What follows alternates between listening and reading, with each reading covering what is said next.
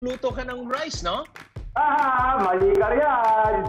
Huh? But you got a rice cooker. Alam mo bang bukod sa rice, marami ka pang pwedeng lutuin sa aking Buarao rice cooker. Talaga? Like what? Pwede kang magluto ng ulam. Pwede kang magluto ng pasta, ng pizza. Pwede kang mag-bake ng cake. Teka. Did you just say bake a cake? It's now time for recess. This quarantine, challenging talaga for mommies and daddies to prepare snacks for our kids. Set aside the biscuits and the sandwich, mga katambahay. Because ang homework natin for today, i-reinvent ang snacks with the use of our rice cooker. Yup, you heard it right. Rice cooker isn't just for cooking rice. Pwede rin ang mga no-bake treats for our kids. No oven, no problem. At ang rice cooker maestro natin for today, si Chef JR Buarao, who'll teach us kung paano gumawa ng chocolate Oreo cake gamit ang rice cooker. Why this dish? Kasi nung time po ng quarantine, medyo nag-crave po kami sa chocolate cake. So, naisip namin na may napanood ako na sa YouTube channel na ganun nga, ginamit lang is cookies and rice cooker. I love it. Chocolate cake, okay, that's impressive. Pero using a rice cooker, that's the greatest thing kasi not everybody has an oven. While stuck at home at wala pang biyahe sa barko, busy si RJ flexing his cooking skills on his YouTube channel, Friah's Kitchen. Ano naman kaya ang ingredients for our chocolate Oreo cake? Ang mga kailangan natin ay rice cooker, chocolate cookies, gatas, chocolate syrup, chocolate bars, baking powder, wax paper, at mantika. Are you ready? Yes, sir! First step, i-ready ang mga sandwich cookie. Cookie time! Tanggalin po natin yung kulay puti, yung filling niya. What? That's the best part!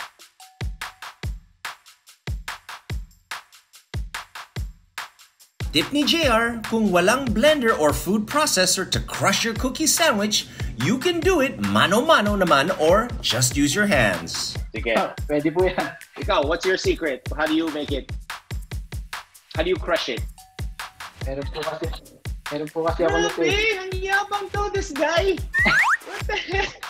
Sorry, Mr. Oligarch. Kamay lang ako, ha? The finer, the better, no? As in, almost dust-like. Kapag durog na ang cookie sandwich, time to mix the baking powder, gatas at white filling. Yabang mo with the whisker, ha? For us who don't own a whisker, what else can we use? Pwede po tinito.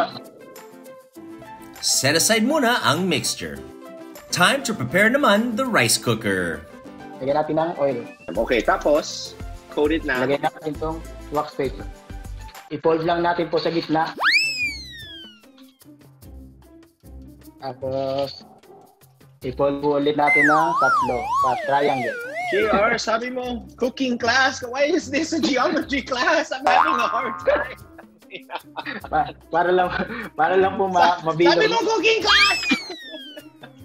Para lang po mabilog na.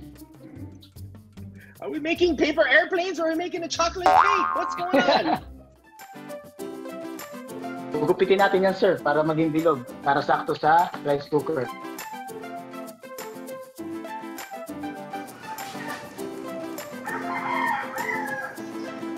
Time to bake our chocolate Oreo cake for 20 to 25 minutes. Kapag nasa warm mode na yung rice cooker mo. Oh yeah, warm. Naka-warm na. Oh, cook. Shoot. Cook. Oh my God. Okay, I didn't push cook. I thought it's automatic. While waiting, let's prepare some chocolate shavings as toppings sa ating cake. Meron po ba kayong peeler dyan? I should. But if someone also at home does not have that, what other alternatives can they do? Gamitin ng kutsilyo. Finally, it's done! Time to plate my cake. We flip it on top. So parang upside down cake, di ba? Opo. Okay, and then yun, that's it. 2, 3. Oh my God, it's something move! I felt it move! It's alive!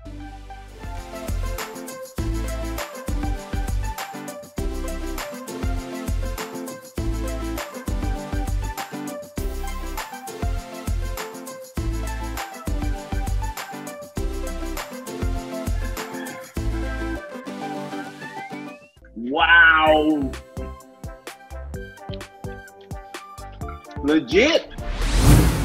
Legit good cake. Oh wow! I am so shocked that this turned out fantastic. Oh my goodness! Maraming salamat po ah. Galing mo talaga. Thank you for teaching us how to make a chocolate cake baked in a rice cooker. Grabe. Mind blown today. And it turned out fantastic. Thank you, sir. You're welcome.